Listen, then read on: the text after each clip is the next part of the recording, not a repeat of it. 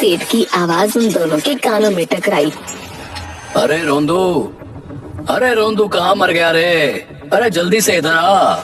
अरे जाकर देख अब क्या आफत आ गई। लेकिन मालकिन, ये बर्तन आप अकेले कैसे धोएंगी? जाकर पहले उनकी सुन, कहीं रसोई घर में ना घुसे चले आए। रोंदू भागते हुए गेंदा सेठ के कमरे में गया। क्या हुआ मालिक? क्या हुआ? अरे ये पूछ, क्या नहीं हुआ? मैं कुछ समझा नहीं मालिक। क्या तुमने और मेरी पत्नी ने आज रात का भोजन नहीं बनाया क्या? ये कैसी बातें कर रहे हैं मालिक? आपके कहने पर तो आज पनीर के पराठे दही बड़ों के साथ बनाए थे और साथ में पनीर पुलाव भी बनाया था। अरे इतने स्वादिष्ट स्वादिष्ट पकवान बनाए और मुझे पता भी नहीं। जल्दी जल्दी जाओ और मेरी पत्नी से कहो कि मुझे बहुत भूख लगी है। वो क्या है ना, दोपहर का भूखा हूँ। ये कैसी बातें कर रहे हैं आप? अभी कुछ देर पहले ही तो आपने पेट भरकर भोजन किया है। मैं और मालकिन रसोई घर में भोजन की प्लेटें ही तो साफ कर रहे हैं। क्या मैंने भोजन कर लिया? हाँ मालिक, आपने अभी अभी कुछ देर पहले ही तो पेट भरकर खाना खाया है। तो फिर मुझे कुछ याद क्यों नहीं आ रहा? मेरे पेट में चूहे क्यों दौड़ रहे हैं? अरे आपके पेट में तो हमेशा चूहे ही दौड़ते रहते हैं। पता नहीं आपके ये पेट में चूहे कब शांत होंगे।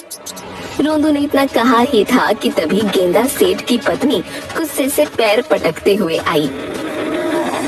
इनके पेट के चूहों को किसी दिन बहुत सारी नींद की दवाई दे दूंगी। उस दिन इनकी भूख हमेशा के लिए खत्म हो जाएगी। ये कैसी बातें कर रही हो तुम? तुम तो मेरी पत्नी हो। क्या तुम नहीं जानती, अगर मेरे पेट के चूहे शांत हो गए तो मैं स्वर्ग सिधार जाऊंगा और तुम विधवा हो जाओगी। मुझे नहीं पता तुम्हें स्वर्ग मिलेगा कि नरक, लेकिन मुझे पूरा विश्वास है कि तुम्हें वहाँ से भी धक्के देके बाहर निकाल दिया जाएगा, क्योंकि तुम वहाँ पे भी किसी को खाने तो दोगे नहीं। अब जाकर सो जाओ, खाना खत्म हो गया और राशन पानी भी खत्म हो गया है। अब तुम्हें खाना कल दोपहर में मिलेगा। अपनी पत्नी की बात सुनकर गेंदा सेठ चुपचाप लेट गया, मगर वो भूख से सारी रात करवटें बदलता रहा। अरे अब क्या करूं भला? भूखे पेट किसी को नींद आती है क्या? समय देखता हूँ कितना हुआ है। गेंदा सेठ घड़ी पर समय देखने लगा। सुबह के 5 बज गए। मेरी पत्नी भी सो रही है। मुझे रसोई घर जाना चाहिए। रात का कुछ ना कुछ खाना जरूर रखा होगा, उससे ही कुछ भला हो जाएगा। गेंदा सेठ दबे पांव रसोई घर में गया।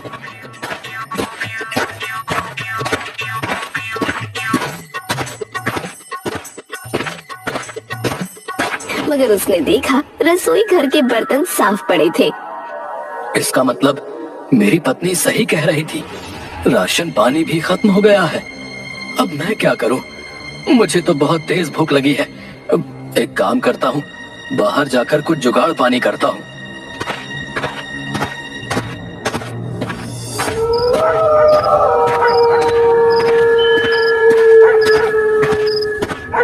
इधर गेंदा सेठ जैसे ही अपने घर से बाहर निकला, उधर आकाश में यमराज चित्रगुप्त के पास आकर बोले, लाओ चित्रगुप्त, आज की लिस्ट जल्दी से मुझे पकड़ा दो। मैं सारा काम निपटा कर जल्दी ही आ जाऊंगा। ये लीजिए यमराज, आज आपको सिर्फ एक ही व्यक्ति की आत्मा को यहाँ पर लाना है। क्या सिर्फ एक ही व्यक्ति की आत्मा, और वो भी पूरे धरती लोक में? ये तुम कैसी बातें कर रहे हो चित्रगुप्त? ये एक व्यक्ति लाखों लोगों पर भारी है यमराज। ये वही व्यक्ति है जिसने पिछली बार आपको हरा दिया था। चित्रगुप्त की बात सुनकर यमराज लिस्ट में लिखा हुआ नाम गौर से देखते हुए बोले, ये तो गेंदा सेठ है। पिछली बार इसने मुझे मूर्ख बना दिया था, मगर इसकी आयु तो एक साधु की वजह से 50 वर्ष बढ़ा दी गई थी। हाँ, लेकिन उस दिन के बाद से इसने लोगों का जीना हराम कर दिया, इसीलिए इसकी आयु 50 वर्ष घटा दी गई है। चिंता मत करो चित्रगुप्त, मुझे गेंदा सेठ से अपना पुराना बदला चुकाना है। ज्यादा बातें मत करिए यमराज, फिर से आपको समझ रहा हूँ, कहीं उसकी बातों में मत आ जाना और उसके खाने के चैलेंज को स्वीकार मत कर लेना, नहीं तो आप हार जाओगे। यमराज चित्रगुप्त की बात का जवाब दिए बगैर अपने भैंसे पर बैठकर सीधे पृथ्वी की ओर चल दिए। यमराज का भैंसा यमराज से बोला, यमराज जी, पिछली बार गेंदा सेठ ने आपका जो अपमान किया था, मुझे बहुत बुरा लगा था। मुझे लगा था कि वो इतना नहीं खा पाएगा, मगर पता नहीं उसके पेट के अंदर से खाना आखिर जाता कहाँ है। ये एक शोध का विषय है। मैं कुछ समझा नहीं। यमराज, आप तो जानते ही हैं कि मेरी खुराक कितनी है। मुझे पूरा विश्वास है कि मैं गेंदा सेठ को हरा दूंगा। याद है आपको, पिछली बार मैं सारे देवताओं और अप्सराओं का भोजन चट कर गया था और कैसी खलबली मच गई थी। भैंसे की बात सुनकर यमराज गहरी सोच में पड़ गए। अचानक यमराज के होठों पर रहस्यमयी मुस्कुराहट आ गई। तुमने सही कहा मेरे भैंसे। मैं तो भूल ही गया कि तुम एक जादुई भैंसे भी हो। तुम्हारा मुकाबला तो कोई कर ही नहीं सकता। फिर उस गेंदा सेठ की क्या औकात है। इस बार मैं उसकी आत्मा खींचने से पहले उसे हराऊंगा। उसके बाद उसे ले जाकर सीधे नर्क में फेंक दूंगा। इधर गेंदा भूख से बेहाल अनजान दिशा की ओर चला जा रहा था। तभी उसके कानों में एक व्यक्ति की आवाज टकराई। अरे भैया, इतनी सुबह सुबह कहाँ जा रहे हो तुम? है उससे आगे तो जंगल है भैया। गेंदा सेठ उस व्यक्ति की ओर पलटकर बोला कि मुझे बहुत भूख लगी है और भूख में मुझे कुछ पता नहीं रहता कि मेरे कदम कहाँ चले जाते हैं। सिर्फ इतना जानता हूँ कि जहाँ भोजन होता है मेरे कदम स्वयं वहाँ चले जाते हैं। तुमने बिल्कुल सच कहा भैया। दरअसल मैंने भगवान से एक मन्नत मांगी थी जो कि पूरी हो गई। इसीलिए मैं गांव में प्रसाद बांटने के लिए निकला हूँ। अच्छा हुआ सबसे पहले व्यक्ति तुम ही निकले। अच्छा, जब ही कहूँ कि मेरी नाक में ये सुगंधित खुशबू कहाँ से टकरा रही है। कहाँ है प्रसाद? वहाँ पर बैठ जाओ।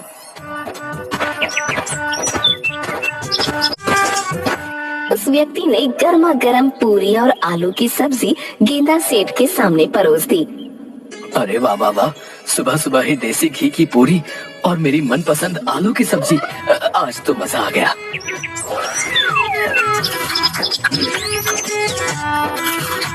गेंदा सेठ पूरी और सब्जी खाकर बोला, और दीजिए ना, इससे तो मेरा कुछ भी भला नहीं हुआ। हाँ हाँ, क्यों नहीं, ये लो।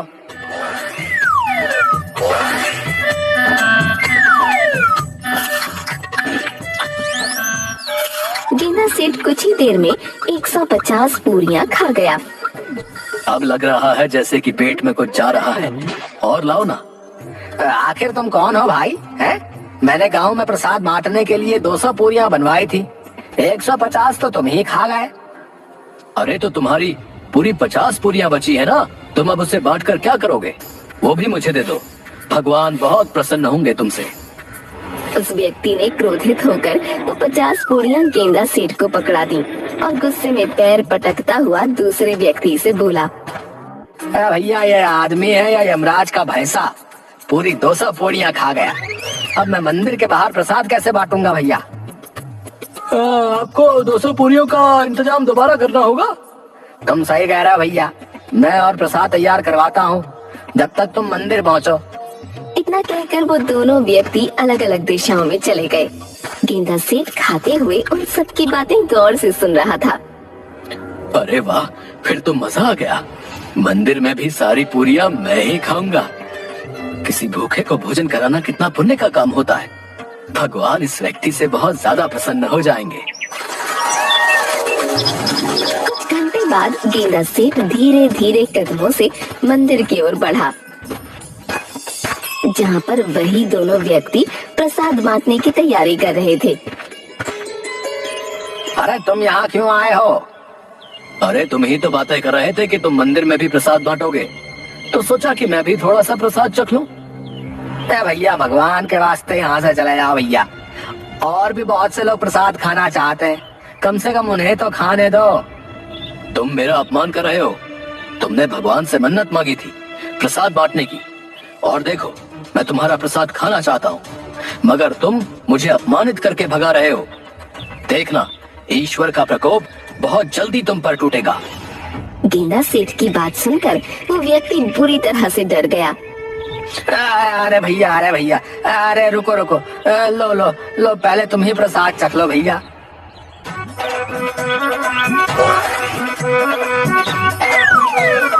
गेंदा सेठ चखने के नाम पर सारी पूरियां खाते हुए बोला, क्या बस इतना ही चखने को दोगे? थोड़ी और पूरियां लाओ। भैया, तू इंसान है या यमराज का भैंसा है? हे ईश्वर, आखिर तू इसे अपने पास क्यों नहीं बुलाता? अरे इतने सारे अच्छे इंसानों की यमराज आत्मा खींच कर ले जाते हैं, इसकी आत्मा क्यों नहीं खींच ले जाते? उस व्यक्ति ने इतना कहा ही था कि तभी भैंसे पर सवार होकर यमराज हंसते हुए वहां पहुंच गए। यमराज को देखकर वो व्यक्ति बुरी तरह से डर गया। अभी तुम्हारा समय नहीं आया है। मैं तो इस गेंदा सेठ की आत्मा को ले जाकर नर्क में डालने वाला हूँ। यमराज की बात सुनकर गेंदा सेठ अंदर से बुरी तरह से डर गया, मगर अचानक उसे कुछ याद आ गया। यमराज जी, आप शायद भूल रहे हैं, मेरी आयु 50 वर्ष बढ़ा दी गई है। हाँ, एक साधु की प्रार्थना से तुम्हारी आयु 50 वर्ष बढ़ा दी गई थी, मगर तुमने उस दिन के बाद इतने लोगों का खाना हराम कर दिया, इसीलिए तुम्हारी आयु फिर से घटा दी गई है।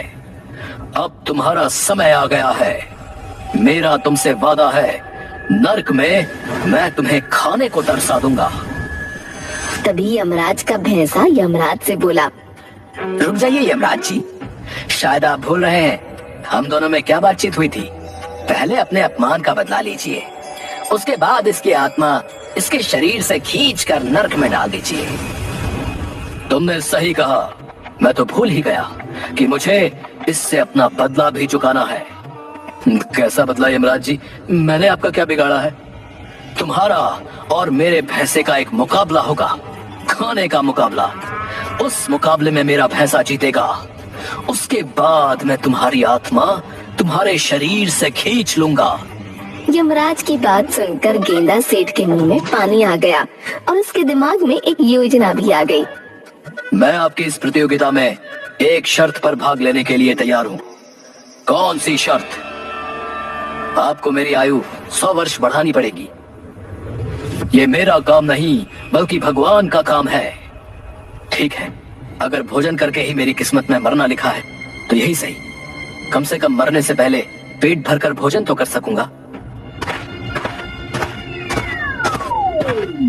कुछ ही देर में मुकाबला शुरू हो गया। गेंदा सेठ के सामने उसके सारे पसंदीदा व्यंजन रखे हुए थे।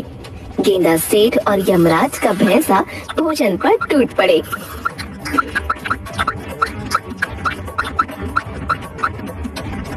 यमराज जी, सारा भोजन खत्म हो गया, मगर मुझे अभी भी बहुत तेज भूख लग रही है। जल्दी से और बहुत सारा भोजन मंगवाइए ना, उसके बाद मुझे आपके साथ भी चलना है। अरे ये इंसान है या कोई बवाल? मेरा पेट तो बुरी तरह से भर चुका है। आखिर मैंने यमराज जी के सामने इतनी बड़ी बड़ी बातें क्यों कर दी? कुछ ही देर में बहुत सारा भोजन गेंदा सेठ के सामने लग गया। गेंदा सेठ देखते ही देखते सारा भोजन चट कर गया। यमराज जी, अभी मेरा कुछ भी भला नहीं हुआ। गेंदा सेठ की बात सुनकर यमराज क्रोधित हो गए और गुस्से से गांव शहर का सारा भोजन लाकर गेंदा सेठ के सामने रख दिया। खाओ इसे, आज मैं देखता हूँ तुम्हारी भूख मिटती है या नहीं। मेरा भैंसा भी कम नहीं है। देखना गेंदा, मेरा भैंसा ही जीतेगा।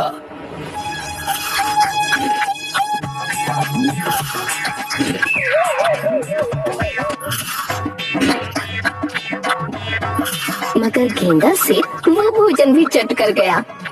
और भोजन लाओ यमराज जी, अभी मुझे और भूख लग रही है। मेरे पेट में चूहे दौड़ रहे हैं। बस, अब मैं भोजन का एक निवाला भी नहीं खा सकता। अगर मैंने एक निवाला भी खाया तो मैं गिर जाऊंगा। अब मैं क्या करूं? तभी यमराज के कानों में एक आवाज टकराई। गेंदा सेठ की आयु 50 वर्ष और बढ़ा दी गई है, क्योंकि इसकी भूख कोई नहीं मिटा सकता। मुझे डर है कहीं ये सारे पृथ्वी वासियों का भोजन ही ना खा जाए। तुम वापस आ जाओ। गेंदा सेठ, तुम्हारी आयु फिर से 50 वर्ष बढ़ा दी गई है। लेकिन मुकाबला अभी खत्म नहीं हुआ। यमराज ने इतना कहा ही था कि तभी यमराज का भैंसा बेहोश होकर गिर पड़ा। मगर गेंदा सेठ भोजन खाने में व्यस्त रहा।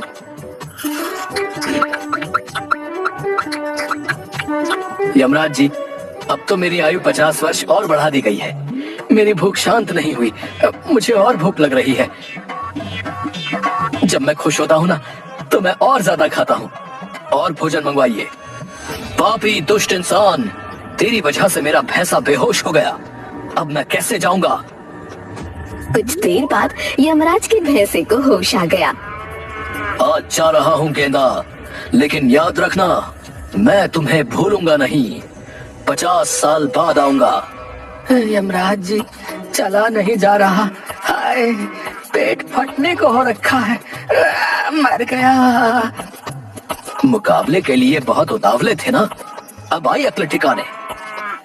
इतना कहकर यमराज अपने भैंसे के साथ वहां से चले गए। गेंदा सेठ मुस्कुराते हुए अपने घर आ गया।